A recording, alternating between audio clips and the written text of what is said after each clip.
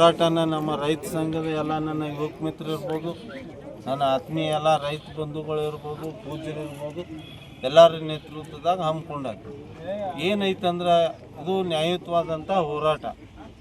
ಇಲ್ಲಿ ಒಬ್ಬೊಬ್ಬ ರೈತರಿಗೆ ನಮ್ಮ ಹಿಂದಿನ ಅಧಿಕಾರಿಗಳಾದಂಥ ತಹಶೀಲ್ದಾರ್ ಇರ್ಬೋದು, ಪ್ರಕಾಶ್ ಸಿಂದಗಿ ಅಂತೇಳಿ, ಅದೇ ರೀತಿ ಕಂಪ್ನಿಯ ಕೆಲವೊಂದು ಅಧಿಕಾರಿಗಳು ಕೂಡಿ ನಮ್ಮ ರೈತರಿಗೆ ಮೋಸ ಮಾಡುವಂಥ ಕೆಲಸ ಮಾಡ್ಯಾರ.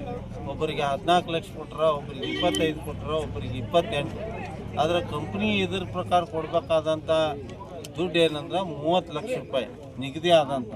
ಆ 30 ಲಕ್ಷ ಕೊಡ್ಲಿಕ್ಕೆ ಬಿಡಲಿ 28 ಏನು ಕೊಟ್ರೆ ಅದೂ ಸರ್ವೇ ಸಾಮಾನ್ಯ ಎಲ್ಲ ರೈತರಿಗೆ ಒಂದೇ ಸರ್ವೆ ನಂಬರು, ಒಂದೇ ಥರ ಹೊಲ ಇರುವಂಥದ್ದು. ಅದಕ್ಕೆ ಇಲ್ಲಿ ಅನ್ಯಾಯ ಎದ್ದು ಕಾಣಿಸಾಕತ್ತದ. ಅದಕ್ಕೆ ನಮ್ಮ ರೈತರ ಪರವಾಗಿ ನಾ ಕೇಳೋದಿಷ್ಟೇ, ನಮ್ಗೆ ಎಲ್ಲ ರೈತರಿಗೂ ನ್ಯಾಯಯುತವಾದಂಥ ಬೆಲೆ ಏನು 28 ಕೊಟ್ಟರೆ ಅದೇ 28 ಎಲ್ಲ ಜಮೀನು ಕಳ್ಕೊಂಡಂಥ ರೈತರಿಗೆ ಸಿಗಬೇಕು. ಕಂಪ್ನಿಯಿಂದ ಏನು ಸೌಲಭ್ಯಗಳು, ಯಾಕಂದ್ರೆ ಕಂಪ್ನಿ ಹಿಂಗಲ್ಲ, ಒಂದೊಂದು ವರ್ಕ್ ಒಬ್ಬರಿಗೆ ವಹಿಸ್ಕೊಟ್ಟಿರ್ತಾರೆ. ಲ್ಯಾಂಡ್ ಎಕ್ವೇಷನ್ ಒಬ್ರಿಗೆ, ಮುಂದೆ ಸರ್ವೆ ಎಣ್ಣೆ ಮಾಡೋಕೆ ಒಬ್ರಿಗೆ, ಮುಂದೆ ಅವು ಮಷಿನ್ಸ್ಗಳು ಹಾಕಿ ಕಂಪ್ನಿ ರೆಡಿ ಮಾಡೋಕೆ ಒಬ್ರಿಗೆ. ಯಾರು ಆಶ್ವಾಸನೆ ಕೊಟ್ಟಿರ್ತಾರಲ್ಲ ಈ ಜಾಗ ತೊಗೊಳಾಗ ಹೇಳ್ತಾರೆ, ನಿಮ್ಮ ಮನ್ಯಾಗ ನೌಕರಿ ತೊಗೋತೀವಿ ಅದು ಮಾಡ್ತೀವಿ. ಆದ್ರೆ ಅವ್ರ ಡ್ಯೂಟಿ ಮುಗೀತದ, ಅವ್ರ ಕೆಲಸ ಮುಗೋಣ ಹೋಗ್ಬಿಡ್ತಾರೆ. ಇಲ್ಲಿ ನಾವು ಯಾರನ್ನೂ ಕೇಳೋಕ್ಕಾಗೋದಿಲ್ಲ. ಇದು ಹರಿಯಾಣ ಕಂಪ್ನಿ ಅದ, ದೊಡ್ಡ ಪ್ರಭಾವಿಗಳು ಎಲ್ಲ ಇನ್ವಾಲ್ವ್ಮೆಂಟ್ ಐತಿದ್ರ. ಅದಕ್ಕೆ ಎಲ್ಲ ಅಧಿಕಾರಿಗಳ ಮ್ಯಾಗ ಒತ್ತಡ ಹಾಕಿದ್ರು ಸಹಿತ ನಮ್ಮ ತಹಶೀಲ್ದಾರು ಯಾವುದಕ್ಕೂ ಜಗ್ಗಿಲ್ಲ ಬಗ್ಗಿಲ್ಲ. ಅದೇ ರೀತಿ ನಮ್ಮ DC ಅವರು ಸಹಿತ ಎಲ್ಲರಿಗೂ ನ್ಯಾಯ ಕೊಡುವಂಥ ಕೆಲಸ ಆಗಲಿ ಅನ್ನೋಂಥ ಮಾತನ್ನು ಹೇಳಿದ್ದಾರೆ.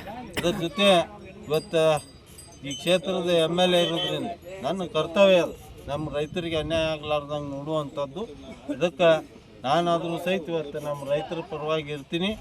ಏನು ಅವರು ಕಂಪ್ನಿಯ ಏನು ಡಾಕ್ಯುಮೆಂಟ್ಸ್ ಅದಾವೆ ನಮ್ಮ ತಹಶೀಲ್ದಾರ್ ಸಮ್ಮುಖದಲ್ಲಿ, ಏನು ನನ್ನ ಎಲ್ಲ ಯುವಕ ಮಿತ್ರದಾರ ಎಲ್ಲ ರೈತ ಸಂಘ ಹಿಡ್ಕೊಂಡು ಎಲ್ಲರೂ ಸೇರಿ ಎಲ್ಲರ ಸಮ್ಮುಖದಾಗ ಬಂದು ಒಂದು ನ್ಯಾಯಯುತವಾದಂಥ ಎಲ್ಲರಿಗೂ ಒಂದೇ ಬೆಲೆ ಕೊಡುವಂಥದ್ದು ಆಗಬೇಕು.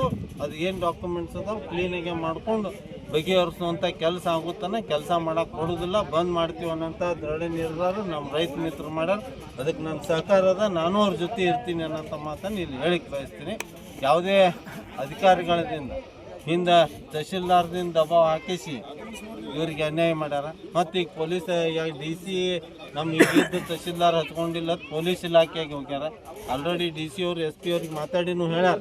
ಅದಕ್ಕೆ ಯಾವ ಪೊಲೀಸ್ ಇಲಾಖೆಯವರು ಸಹಿತ ನಾನು ಮನವಿ ಮಾಡ್ತೀನಿ, ರೈತರ ಪರವಾಗಿರುವಂಥ ಹೋರಾಟ ನಿಮ್ಮ ಸಹಾಯ ಸಹಕಾರ ಇರಬೇಕು, ರೈತರ ಪರವಾಗಿರ್ಬೇಕು. ರೈತರು ವಿರೋಧ ಇರುವಂಥದ್ದಕ್ಕೆ ನಾವು ಮನ್ನೆನೇ ಕೊಡೋಂಗಿಲ್ಲ.